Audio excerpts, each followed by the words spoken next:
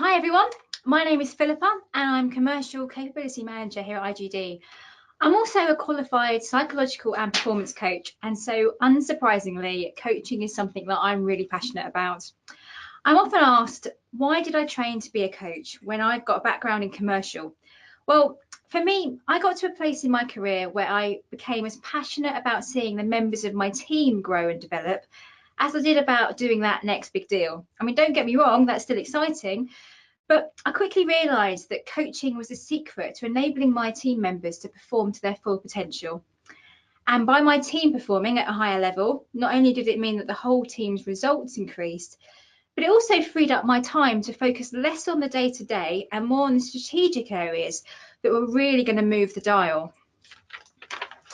So that all sounds great, doesn't it? But what is coaching? I'd love to hear how some of you guys out there would describe it. So like you did for where your cities were, can you describe what you think coaching is? How would you describe it? Type your answers in the box. Great, so we've got some really good answers coming up. So we've got guiding, learning, empowering, developing potential, encouraging. Some really great answers. Thank you for that. Now, there are lots and lots of definitions for coaching in the literature, and there are lots of specialisms and types of coaching. But I've pulled out a definition here from Whitmore, which for me sums it up really nicely. Coaching is unlocking a person's potential to maximize their own performance. It's helping them to learn rather than teaching them. It's a facilitation approach. As he says, coaching is a learning process. It's driven by the coachee. Now, throughout this webinar, I will be talking about the coachee, and that is the person that's being coached. That may be somebody that reports into you, it may be a colleague, depends on what their coaching relationship, but just so you understand, that's who I mean by the coachee. So it's a learning process that's driven by them, the coachee, and it enables them to overcome their challenges by the coach themselves facilitating goal setting, achievement of those goals. It's a collaborative and it's a solution focused approach, and it aims to improve performance by using questioning to increase self-awareness and learning, therefore enabling the coachee to find their own answers. And importantly, coaches, so you guys, me, we don't develop people, but what we do is we equip the people that we're coaching to develop themselves. Now, some of you will be managing people and managing teams, but those of you that don't yet manage people, remember that the skills required to have a really great coaching conversation are key to motivating people and encouraging others within the business to perform and work with you at their best. So let's break it down a bit more. Coaching is practical, it's action orientated, and it's focused on delivering practical outcomes. It often uses frameworks and models to help structure this and to help the learning process. It's individually tailored. It's not a one-size-fits-all approach. Therefore, it's focused on the individual coach's needs and their own styles. It's always results-driven, focused on delivering agreed outcomes. It's usually short-term, so it fixes a short-term solution, but with hopefully a sustainable outcome. And importantly, it's based in the present and in the future, not the past. It's really important to understand that it's very different. You're not counselling, it's not therapy. It's not about digging into somebody's past and somebody's history. It's about what they're doing now, not what they've done previously. And it's never a substitution for personal motivation. The coachee themselves must want to learn and want to improve. So it's key to remember that it's about their thinking. It's about their solution. It's them, not you. They need to leave the coaching conversation with an action list, not you as the coach. And traditional coaching tends to focus on the practical and behavioural outcomes, the goals and the action plan to get there. However, there are often psychological barriers that are getting in the way of success too. This is where psychological coaching, and there are many types, but for example, cognitive behavioural coaching or CBC can be successful because they focus on the coach's beliefs and their emotions, all the stuff that's going on in somebody's head, as much as about the behaviour of the individual, and therefore you can explore with them how these things may be helping or hindering them. Now, I'm not suggesting you necessarily get into that kind of thing as a manager, but it's really important to be aware that the mental barriers are often the biggest that are holding back our performance. There's a great quote from Tim Galway, some of you will be familiar with. He wrote The Inner Game of Tennis and then more lately The Inner Game of Golf, etc. He says that the opponent within one's own head is more formidable than the one on the other side of the net. Just want you to think on that. So if it's about improving performance, what do coaches actually do to improve performance? Now, I'd like to invite you to think about a coach that maybe you've been fortunate enough to benefit from in the past. Maybe a sports coach or a teacher or a manager at work, for example. What was it that they did that helped you to improve your performance? Again, type some ideas in the box. So they asked the right questions and probing questions, lots of coming around questions. They were passionate, helped me believe in myself, provided support, listened, challenged. So some really great answers coming through. Didn't judge me. They, again, believed in me. These are all absolutely core skills of great coaches, and it's so encouraging to see that so many of you have experienced the power of great coaches too. I'll encourage you to keep reflecting on that later, to think about what was it they did for you that you can learn and incorporate into your own way of being and your own way of coaching. I thought it might help to think about, though, what performance actually is if we want to help improve performance, because performance means different things to different people and different contexts, whether that's sport, business, etc. To some, it's just getting through the day.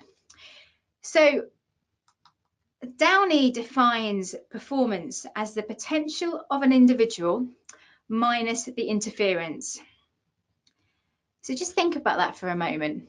If we were all at maximum performance, we would be delivering our maximum potential without all of that stuff getting in the way, whether that's physical or behavioural or practical barriers, or it's the things that we tell ourselves in our heads.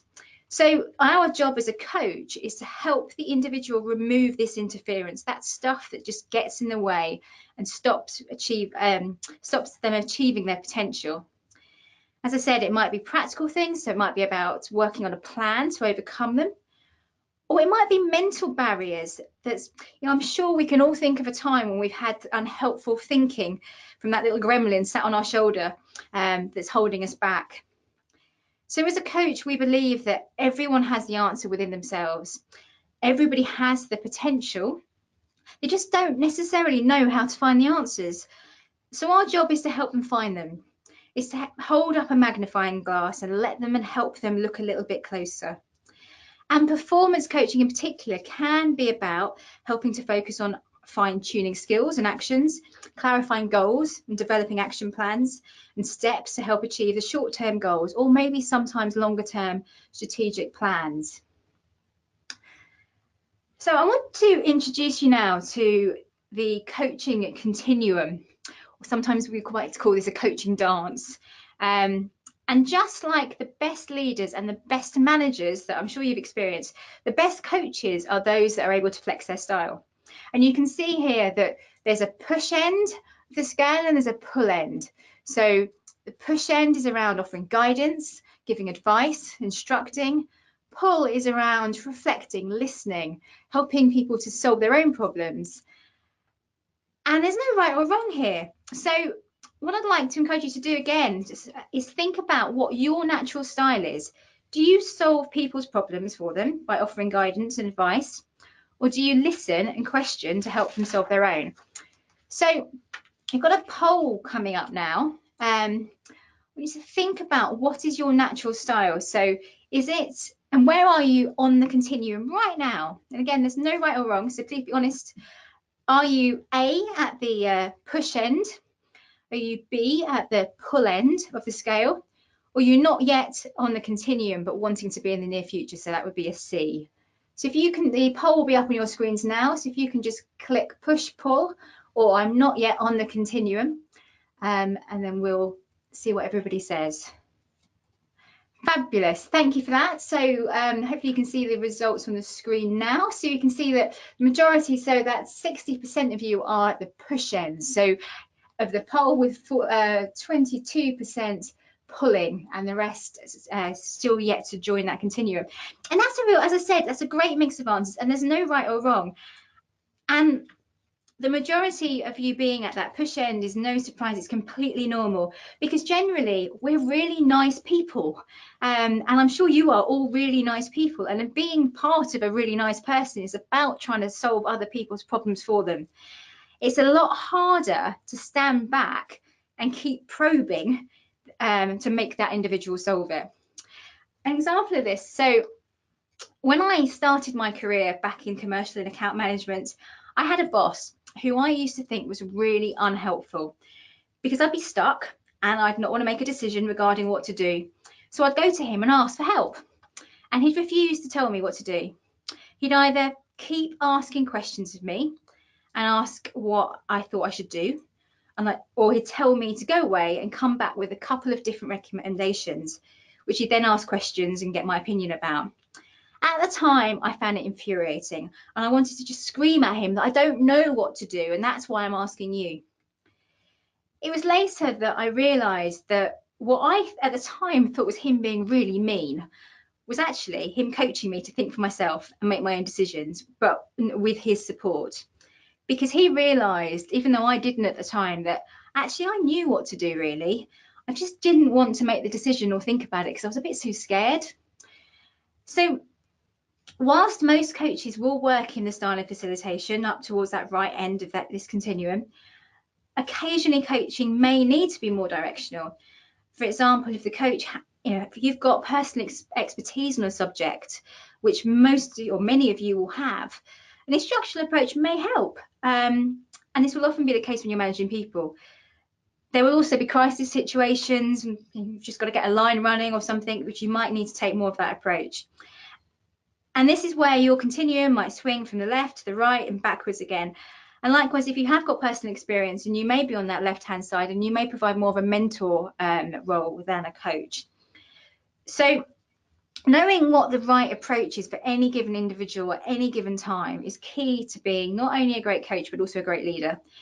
And whilst in true coaching terms, we may aspire to be at the right side of the continuum at all time, in real life and in business, if you're using coaching as part of your toolkit, you need to be prepared and be able to flex up and down this scale.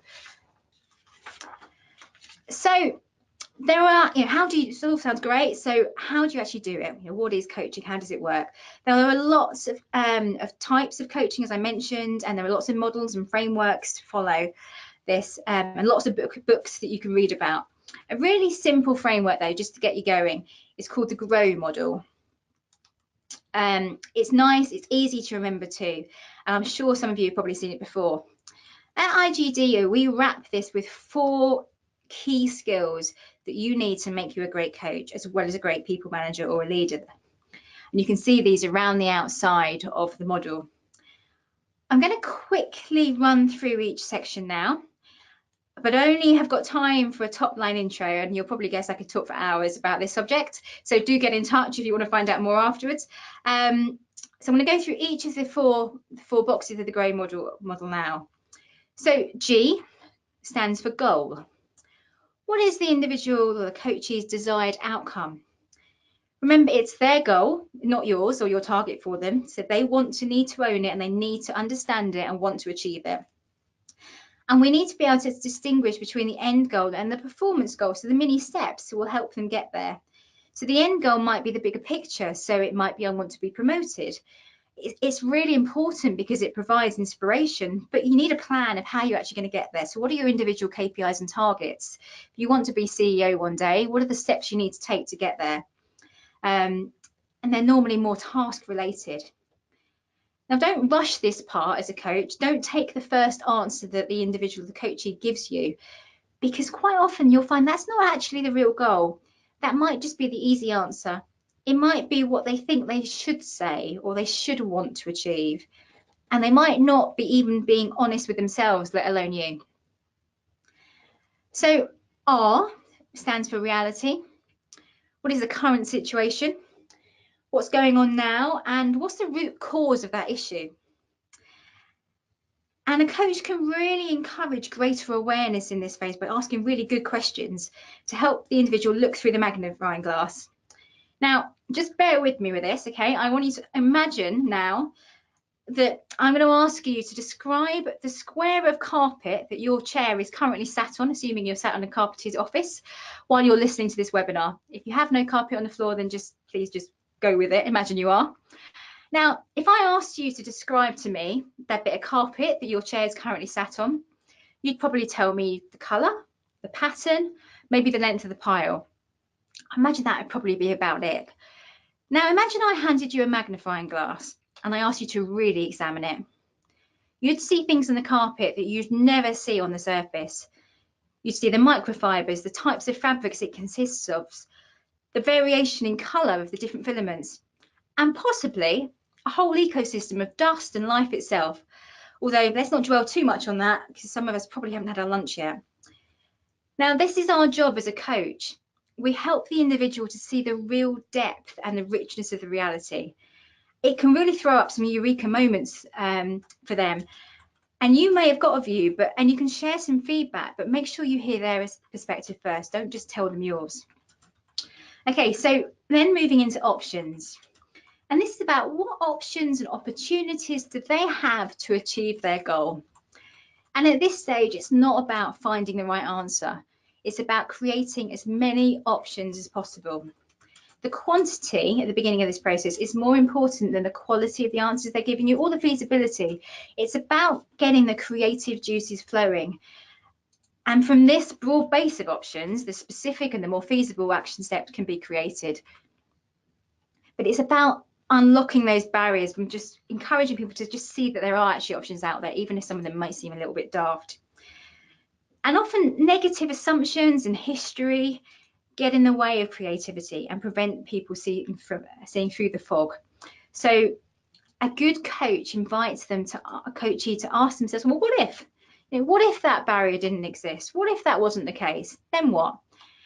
Enables people to just sidestep their rational mind. And now you may be, and especially if you're managing this person, you have expertise, you may be tempted to help and offer suggestions.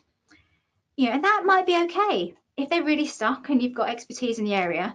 But just be careful to ask permission first, just to offer, say, is it okay if I offer these suggestions? Don't just tell them, because what that does is it helps gives all the ideas that are generated, yours as well as theirs, the same level of merit. And then after that, we have hopefully a long list that can be sorted and slimmed down, ranking options on a scale of 1 to 10 about how much they liked each option, and then a plan created of what they're going to do and how they're going to do it. Which brings me nicely on to W, so finishing the model. So W stands for will, or what next? What is to be done, when, by whom, and have they got the will to do it? It's about discussion and decision to choose the best option from the huge list you've generated and own, and converting the discussion into a decision and ultimately an action plan. Clarifying the detail of the plan and considering obstacles that they may encounter and hopefully how they may overcome them. What support do they need? That might be some support from you as well. Now, as a coach, you may feel like you need to be a bit tougher in this phase, kind of help generate a bit of activity from and action from the coachee. That's okay, but just make sure that you don't impose your own will. It still needs to be their plan, their commitment, not yours. There's absolutely no point in creating an action plan for someone who isn't committed, and it needs to be them that leads with the action plan and desire to achieve it, not you. Now, you might get to the W phase of grow and need a bit more help creating an action plan and working out what to do when. And then these 2 simple questions can help. Firstly, can you do it today? And if not, what do you need to do first? And I often draw this as a nice flow sort of spider diagram, flow chart, and have that conversation around it, because you can start to see all of the different options and steps and elements that come off that. We'll put a template on the Learning Hub to help, so keep an eye out for that. So it's all very good following a model, and absolutely that will help. But to be a great coach, or to have great conversations with other people, regardless of whether you manage them, you need to wrap it around the 4 key skills that are around the outside of the model. You need to be able to ask powerful questions. You need to be able to listen really authentically to the answers they give. There's absolutely no point in asking a good question if you don't listen to the answer. You need to be able to build positive relationships and be comfortable giving effective feedback and receiving it too. So I'm going to spend a few minutes now talking about powerful questions, but this doesn't mean the others aren't equally important, just because we don't have long today. And more details on the others will be on the Learning Hub, or get in touch for more details. So why do we ask questions? Sounds simple, doesn't it? But again, love to hear your thoughts. Please type them in the box. So some great answers again coming up. So it's about understand, it's about clarity. Lots about coming up is understanding, yeah, absolutely, to find out more information, discovery we've got, to get to the root cause. Yeah, great, some really great answers. I read a list, and actually I think you've got pretty much everything on my list and even more. So learning we've got coming up, find out for engagement, that exploration piece. There's some really great answers. In coaching though, we have a sort of greater primary purpose for asking questions, and it's what I call kind of powerful questions. And those powerful questions build both awareness and they build responsibility. And what do we mean by these? Well, self-awareness is the story that we tell ourselves about ourselves. How well do we really understand ourselves? And self-responsibility is about the willingness and ability to make our own choices and be committed to following that path. These combine to generate self-belief. I can do this, I will do this, and I want to do this. And powerful questioning guides the coachee to that insight. They're questions that make the coachee provide a higher level of input to respond. Stops them just giving the easy rote answer. Makes them think before they just give you an answer. And you might want to feedback on their response. Again, that's okay.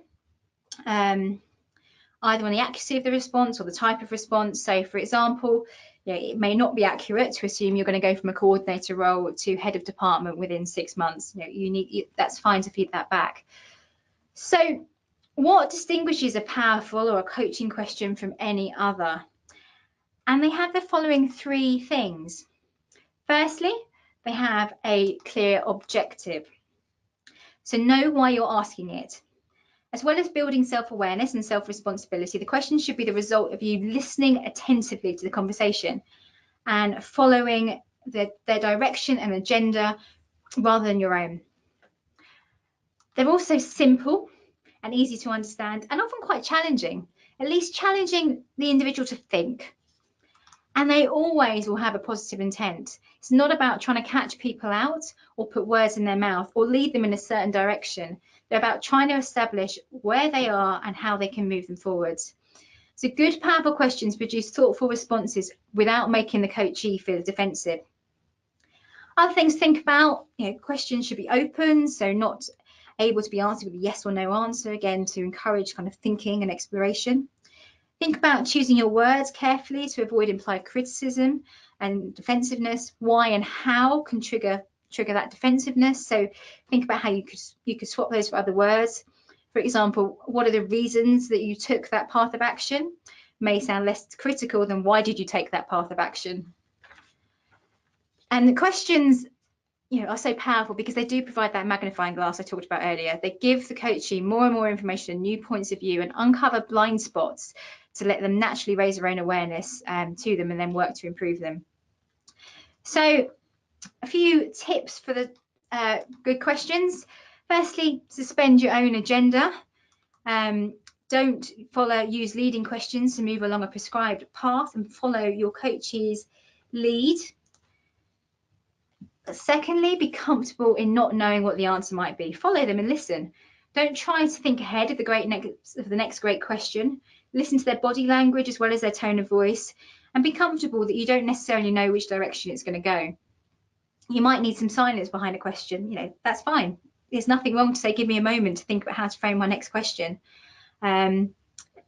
Sometimes the the best questions are the ones that you might feel a little bit uncomfortable in asking, but actually you need to face into the elephant in the room. And finally, be generous in your curiosity. So think about how can you adopt that mindset of curiosity and really inquire and discover and learn. So, as I said, it's no good asking great questions if you don't really listen to the answers being given. There's a huge difference in hearing a response and really listening to it. Listening is a skill that can be developed. And this cartoon may seem quite familiar to some of you. Just because the small child is being heard doesn't mean that he's being listened to. It's not just parent-child or partner relationships this happens, but all the time in business too. So I'm not going to spend any time thinking about listening or talking about listening today, other than just to say it's such an important skill to develop and really spend some time on. So we will be spending some time on the Learning Hub, really diving into listening at another time, so just keep an eye out for that as well.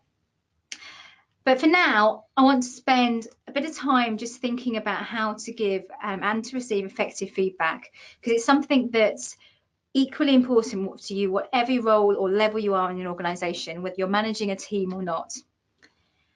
Over the past few decades, people have been taught that feedback's a gift and it should be received as one. But attempts to provide feedback so often result in tension and conflict rather than self-reflection and personal growth. I'm sure you can probably relate to that at times when you've been given good feedback and times when it hasn't been delivered so well. So when we give feedback or receive it, I think, sometimes things don't go well. In fact, times, if we're honest, probably it often goes poorly. Whenever you attempt to give feedback to someone else, there's a risk that relationship may be damaged. And yet, if we're able to help another person learn something about themselves or the impact that they're having on others, and the feedback helps create improved performance and better relationships, we've done them a real service. Ken Blanchard's famous quote says that feedback is the breakfast and the lunch, dinner and midnight snack of champions. And in this quote, he means that people who are peak performers have developed the habit and the discipline of making productive use of feedback. They don't negatively respond to it. They don't take it defensively. They receive feedback openly.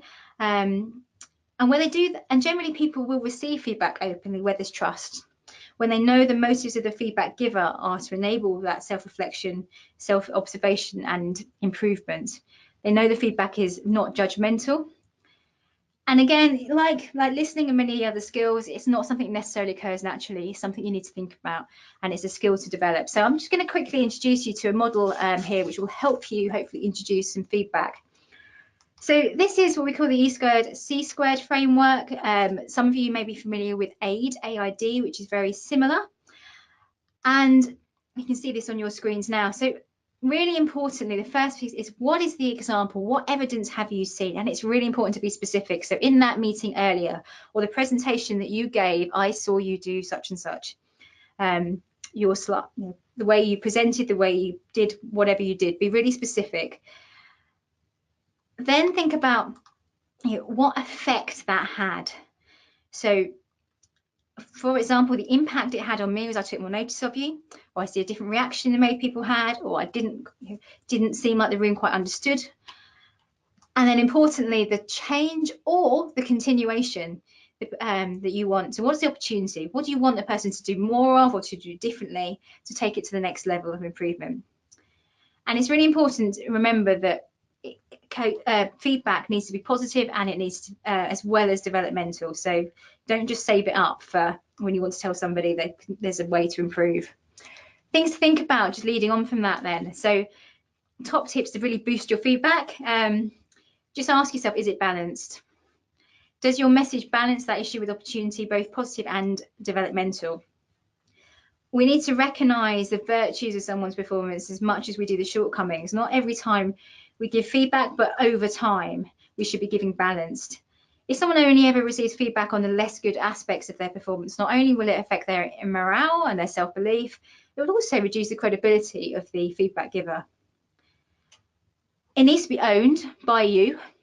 You're not repeating someone else's opinion that so-and-so told me that you did this. It needs to be something that you're going to take responsibility for the message that you're giving, which links very well to, have you observed it? Ideally, we should only give feedback on things that we've directly observed. Or if observed by other people, you need to make sure that you've checked it and validated it and it's now owned by us, rather than, again, coming back to kind of hearsay. So link it back to that observed, that judged performance. It needs to be specific, so we don't want generalizations that you always do X. What was the occasion? What was the example specifically? So that we can give feedback in a specific way and then it can be actioned on. And it needs to be timely and it needs to be trusted. So not saved up for 6 months later in a performance review. Likewise, not necessarily embarrassing the individual in the middle of a meeting, but given as close to the time where that happened that it's appropriate to do so. So also about building that relationship based on trust and openness, so that the person trusts your observations and your views. Think about how you're going to build trust, and have you chosen that right time to have that conversation from their perspective as well. Which again links back to that other core skill around why building a positive relationship is just such an important skill. So that's kind of a real whistle-stop tour of some of the coaching model, Grow, introduction to what coaching is, and also then just thinking a little bit about how to build powerful questions and give feedback. As I said, there will be more information around both listening and positive relationships on the Learning Hub as well. Or please get in touch with me if you'd like to know more. I hope you found it a useful introduction. It's a massive topic.